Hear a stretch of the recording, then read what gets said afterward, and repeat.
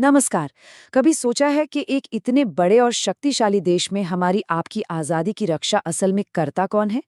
आज हम उन्हीं गारंटियों की बात करने वाले हैं जो भारत के हर नागरिक के लिए एक शील्ड, एक ढाल की तरह हैं।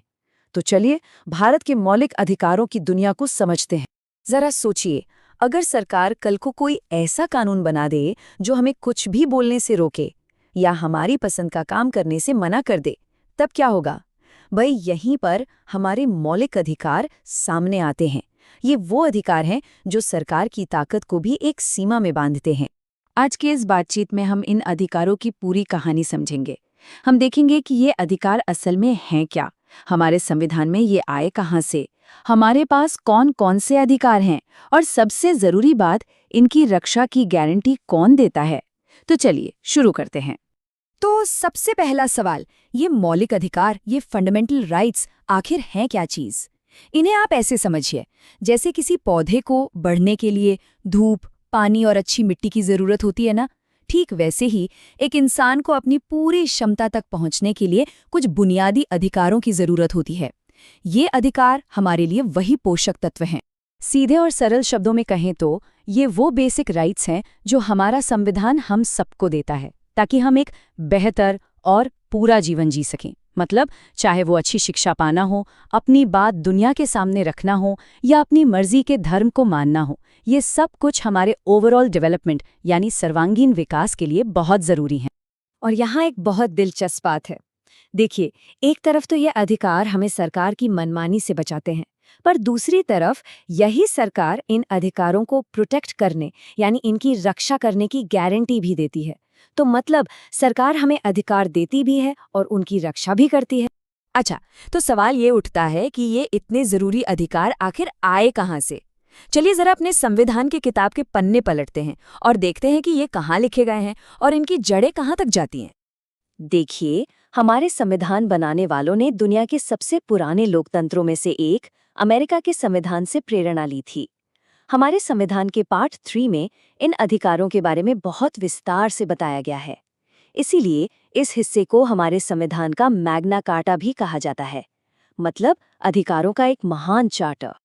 लेकिन एक मिनट, जब हम कहते हैं कि ये अधिकार हमारी रक्षा करते हैं, तो सवाल ये है कि किससे रक्षा करते हैं? किसी चोर उचक्के से? नहीं, ये अधिकार हमें राज्य यानी स्टेट, मतलब कि सरकार और उसकी संस्थाओं की मनमानी से बचाते हैं। और हाँ, जब हम राज्य या स्टेट कहते हैं तो इसका मतलब सिर्फ सेंट्रल गवर्नमेंट नहीं है। इसका मतलब है हमारी संसद, राज्यों की सरकारें, शहरों के नगर निगम, गांवों की पंचायतें और यहाँ तक कि सरकारी कंपनियां भी। मतलब, सरकारी ताकत का कोई भी रूप इन अधिकारों को हमसे छीन नहीं। ठीक है, तो अब हम ये जान गए हैं कि ये अधिकार क्या हैं और हमें किससे बचाते हैं। तो अब जरा देखते हैं कि हमारे पास कौन कौन से सुरक्षा कवच हैं। हमारे संविधान ने हमें 6 बहुत ही मजबूत ढालें दी हैं। पर रुकिए, क्या आपको पता है कि पहले ये 6 नहीं बल्कि 7 अधिकार हुआ करते थे? 7वां अधिकार था संपत्ति का अधिकार, यानी राइट टू प्रॉपर्टी। लेकिन 1978 में इसे मौलिक अधिकारों की लिस्ट से हटा दिया गया। ऐसा इसलिए किया गया क्योंकि देश के विकास के लिए, जैसे सड़कें, बांध और स्कूल बनाने के लिए, सरकार को जमीन की जरूरत पड़ती थी और ये अधिकार अक्सर रुकावट बन जाता था। तो अब ये एक कानूनी अधिकार है, मौलिक नहीं। तो आज हमारे पास ये 6 जबरदस्त अधिकार हैं। समानता का अधिकार, मतलब कानून के सामने सब बराबर। स्वतंत्रता का अधिकार, यानी बोलने, घूमने और जीने की पूरी आज़ादी। शोषण के विरुद्ध अधिकार, मतलब कोई हमारा गलत फायदा नहीं उठा सकता। धार्मिक स्वतंत्रता का अधिकार, यानी हम अपनी आस्था को मान सकते हैं। सांस्कृतिक और शैक्षिक अधिकार, जिससे हम अपनी भाषा और संस्कृति को बचा सकते हैं। और आखिर में वो अधिकार जो इन सभी अधिकारों का रक्षक है, संवैधानिक उपचारों का अधिकार। देखिए, अधिकार होना एक बात है, लेकिन अगर वो अधिकार कोई छीनने लगे तो उनकी रक्षा कौन करेगा? ये हमारे सिस्टम का सबसे जरूरी पहलू है। चलिए देखते हैं कि इन अधिकारों का गार्डियन यानी संरक्षक कौन है। मान लीजिए किसी भी वजह से राज्य आपके किसी मौलिक अधिकार को छीनने की कोशिश करता है, तो तब आप क्या करेंगे? कहाँ जाएंगे? हमारे संविधान बनाने वालों ने इसके लिए एक बहुत ही पावरफुल रास्ता दिया है। और ये रास्ता इतना पावरफुल है कि खुद संविधान के निर्माता डॉक्टर B.R. अम्बेडकर ने इसे संविधान का हृदय और आत्मा कहा था। ये एक ऐसा अधिकार है जो बाकी सभी अधिकारों को असलियत में जान डाल देता है, और ये है अपने अधिकारों की रक्षा के लिए सीधे अदालत जाने का अधिकार। तो ये काम कैसे करता है? अगर किसी को भी लगता है कि सरकार ने उसके किसी मौलिक अधिकार का उल्लंघन किया है, तो वो सीधे देश की सबसे बड़ी अदालत यानी सुप्रीम कोर्ट का दरवाज़ा खटखटा सकता है। और मज़े की बात यह है कि सुप्रीम कोर्ट जाने का यह अधिकार खुद एक मौलिक अधिकार है जिसे कोई छीन नहीं सकता। अब एक बहुत ही गंभीर सवाल पर आते हैं।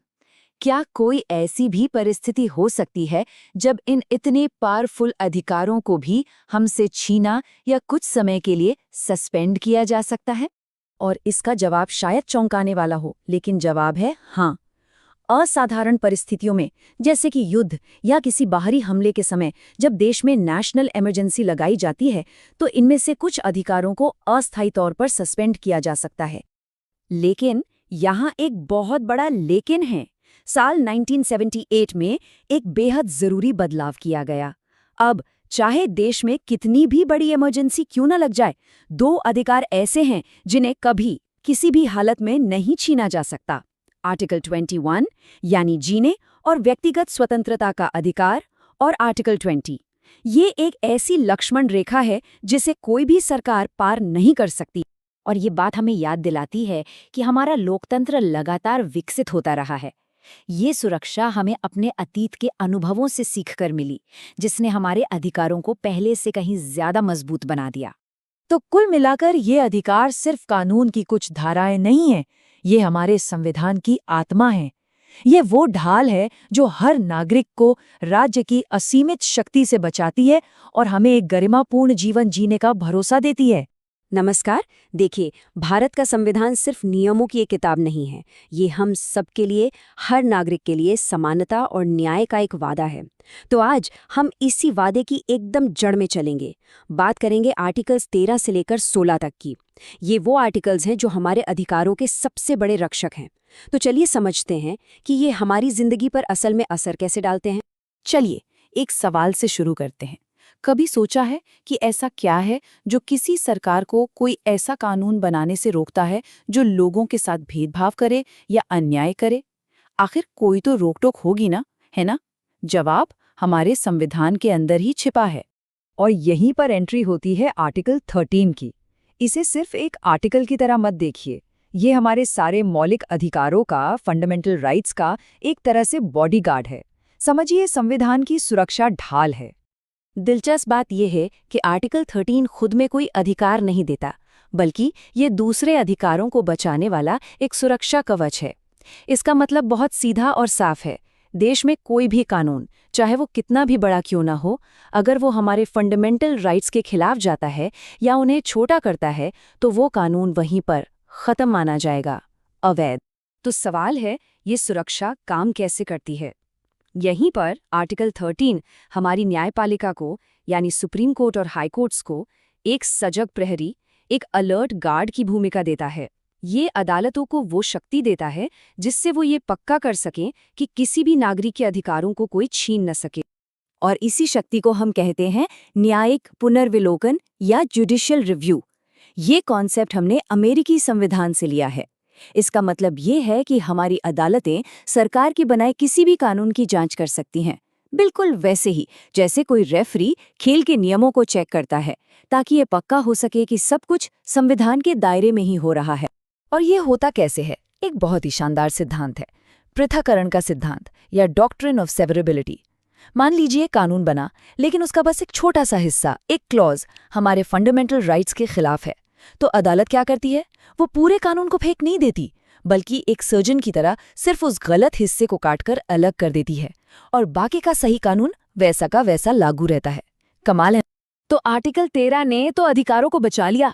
अब आते हैं आर्टिकल 14 पर, जो हमें समानता के अधिकार के दो बहुत जरूरी पहलुओं से मिलवाता है। ये सिर्फ ये कह देना नहीं है कि सब बराबर हैं, बात इससे कहीं ज्यादा गहरी है। यहाँ दो अलग अलग बातें हैं। पहली है विधि के समक्ष समानता, जो ब्रिटेन से लिया गया कॉन्सेप्ट है।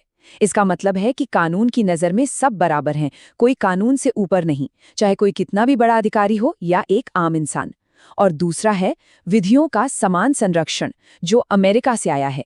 ये कहता है कि एक जैसी स्थिति में मौजूद लोगों के साथ एक जैसा व्यवहार होना चाहिए।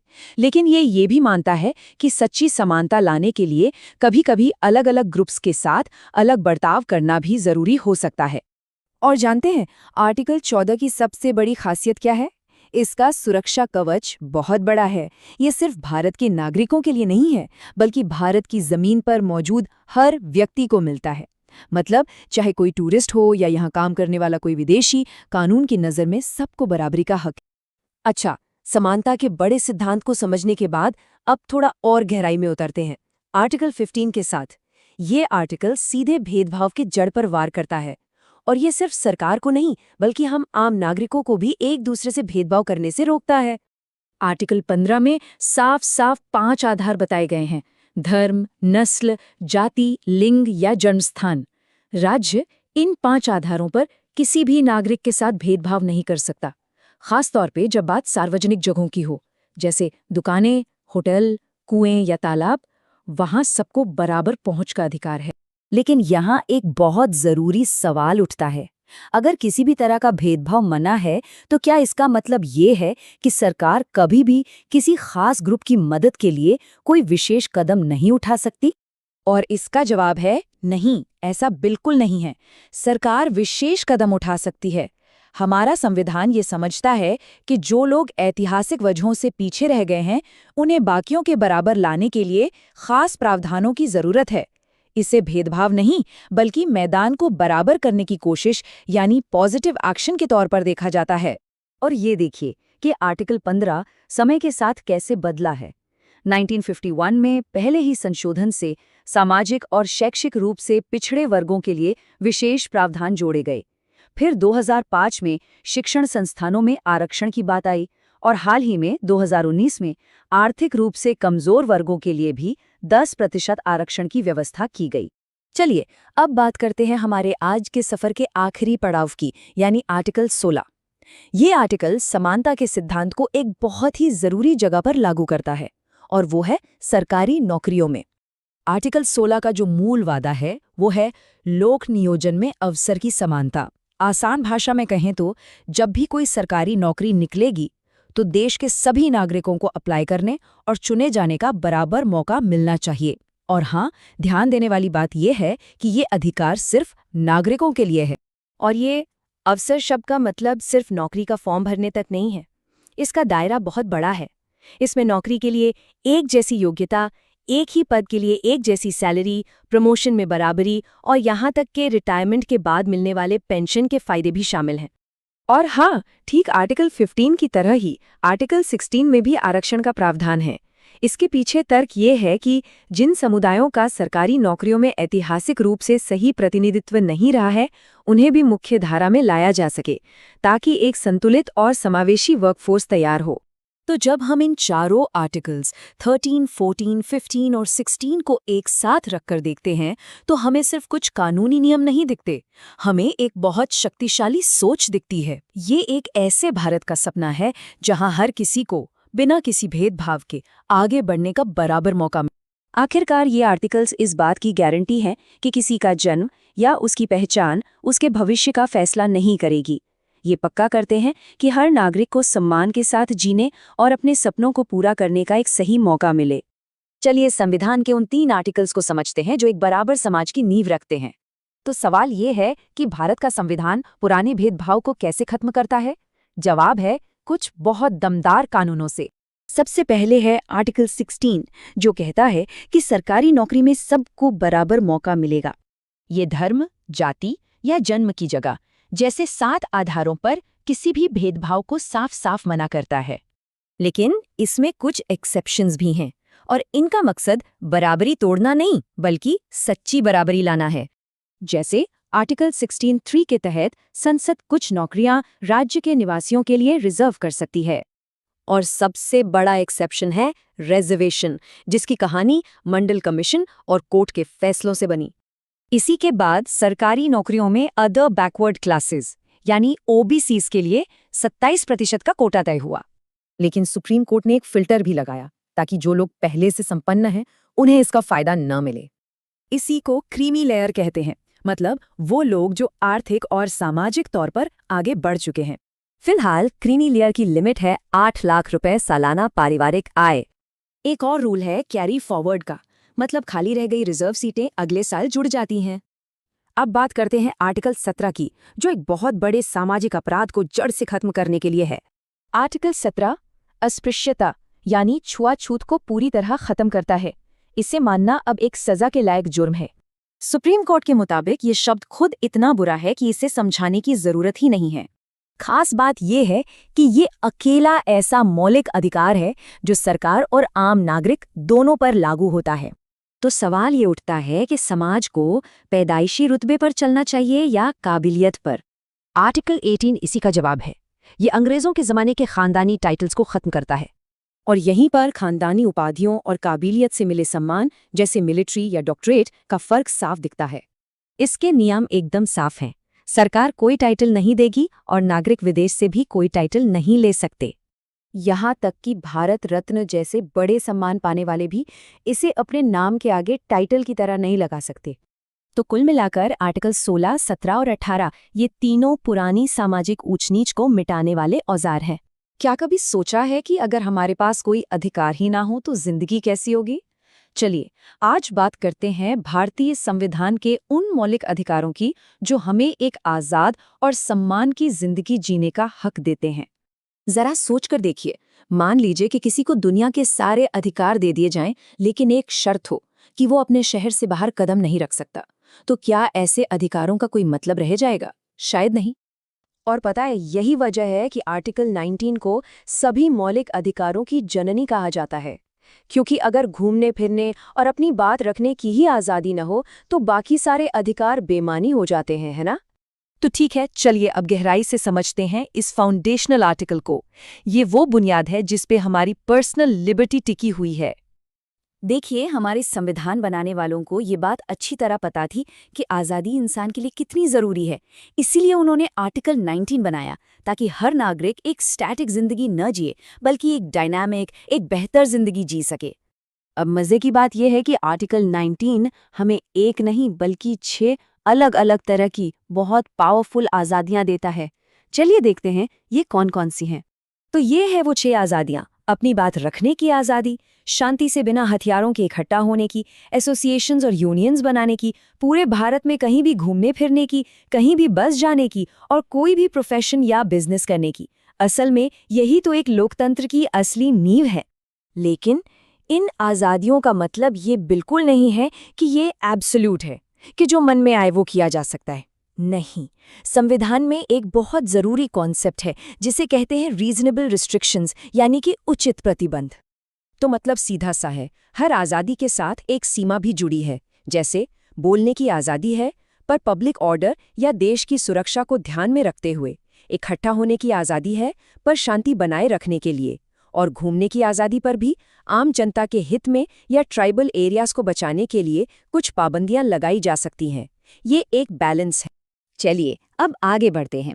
मान लीजिए किसी पर कोई जुर्म का आरोप लगता है, तब क्या होता है? यहीं पर हमारा संविधान सरकार की मनमानी के खिलाफ एक बहुत मजबूत ढाल बनकर सामने आता है। ये जो आर्टिकल्स हैं ना, 20, 21 और 22, इन्हें एक पर्सनल डिफेंस सिस्टम की तरह समझिए। ये एक ऐसा कवच है जो हर इंसान को, चाहे वो भारत का नागरिक हो या ना हो, किसी भी तरह के अन्याय से बचाता है। सबसे पहले बात करते हैं आर्टिकल 20 की।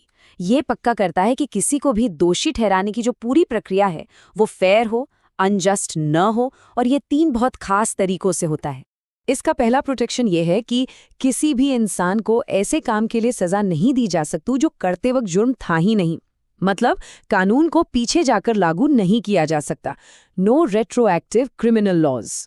दूसरा प्रोटेक्शन है डबल जेपर्डी के खिलाफ। इसका मतलब है कि किसी एक जुर्म के लिए किसी पर एक से ज्यादा बार मुकदमा नहीं चल सकता और ना ही सजा मिल सकती है। और तीसरा प्रोटेक्शन, ये बहुत ज़रूरी है कि किसी को भी अपने ही खिलाफ गवाह बनने के लिए मजबूर नहीं किया जा सकता। मतलब a right to remain silent है। No self incrimination. इसके बाद आता है आर्टिकल 21, जो शायद हमारे संविधान के सबसे जरूरी अधिकारों में से एक है, right to life and personal liberty. ये कहता है कि किसी भी व्यक्ति को उसकी जिंदगी या पर्सनल लिबर्टी से वंचित नहीं किया जा सकता, सिवाय प्रोसीजर एस्टैब्लिश्ड बाय लॉ के। और पता है, यही बात हमारे संविधान को एक लिविंग डॉक्यूमेंट बनाती है। सुप्रीम कोर्ट ने समय समय पर लाइफ शब्द का मतलब सिर्फ सांस लेने तक सीमित नहीं रखा, इसे एक्सपैंड किया है। इसमें शामिल है right to a dignified life, निजता का अधिकार, स्वच्छ पर्यावरण, शिक्षा का अधिकार और यहाँ तक कि स्पीडी ट्रायल का अधिकार भी। अच्छा, तो इस शील्ड का जो आखिरी हिस्सा है वो है आर्टिकल 22। ये उन प्रोसीजरल सेफगार्ड्स के बारे में बताता है जो किसी भी व्यक्ति को गिरफ्तार या डिटेन किए जाने पर मिलते हैं। इसमें 3 बातें बिल्कुल साफ हैं और मैंडेटरी हैं। पहला, गिरफ्तारी का कारण जल्द से जल्द बताना होगा।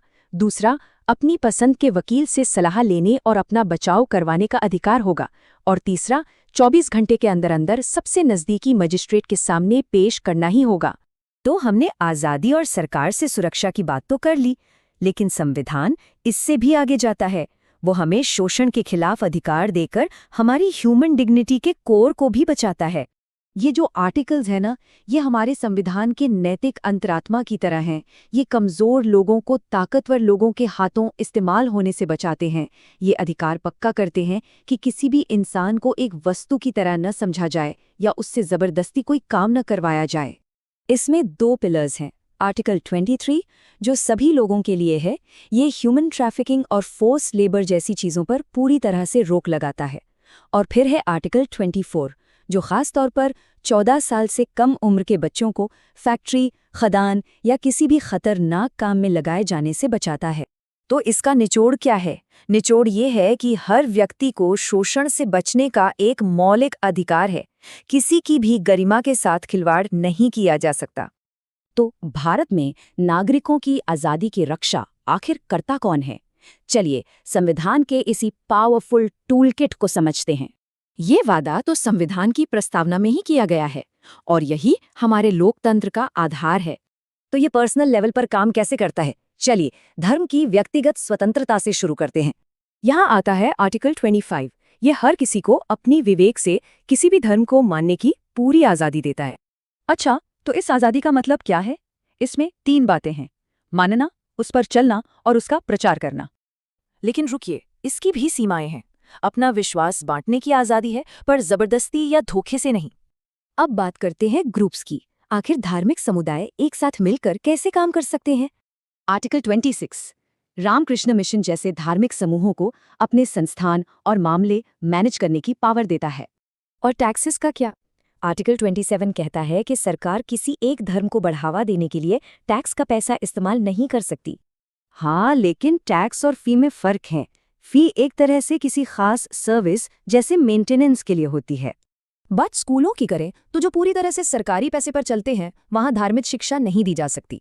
ये सिर्फ धर्म की बात नहीं है।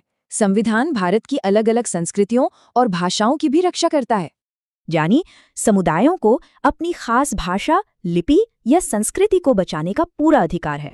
और ये बहुत ज़रूरी है। इसका मतलब है कि अल्पसंख्यक अपने एजुकेशनल इंस्टीट्यूशंस बना और चला सकते हैं। पर अगर इन अधिकारों का उल्लंघन हो तो यहीं पर संविधान का सबसे शक्तिशाली टूल सामने आता है। आर्टिकल 32 कोई आम अधिकार नहीं है, ये बाकी सभी अधिकारों का रक्षक है, उन्हें हकीकत बनाता है। डॉक्टर अंबेडकर ने इसे संविधान की आत्मा कहा था।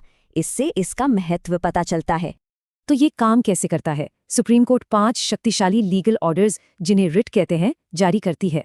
पहला है हेवियस कॉर्पस। ये गैरकानूनी हिरासत को रोकता है। गिरफ्तार व्यक्ति को जज के सामने लाना ही होगा। दूसरा है मैंडेमिस। ये किसी पब्लिक ऑफिशियल को उनकी ड्यूटी सही ढंग से करने का आदेश देता है। तीसरा प्रोहिबिशन। ये निचली अदालत को अपनी हद से बाहर जाकर सुनवाई करने से रोकता है। चौथा है सर्शुरारी। इससे ऊपरी अदालत निचली अदालत के फैसले की समीक्षा करके उसे रद्द कर सकती है। और आखिर में को वारंटो। ये किसी व्यक्ति के पब्लिक ऑफिस संभालने के अधिकार को चुनौती देता है। तो ये सारे अधिकार मिलकर सिर्फ एक लिस्ट नहीं बनाते, बल्कि न्याय सुनिश्चित करने वाला एक पूरा टूलकिट तैयार करते हैं।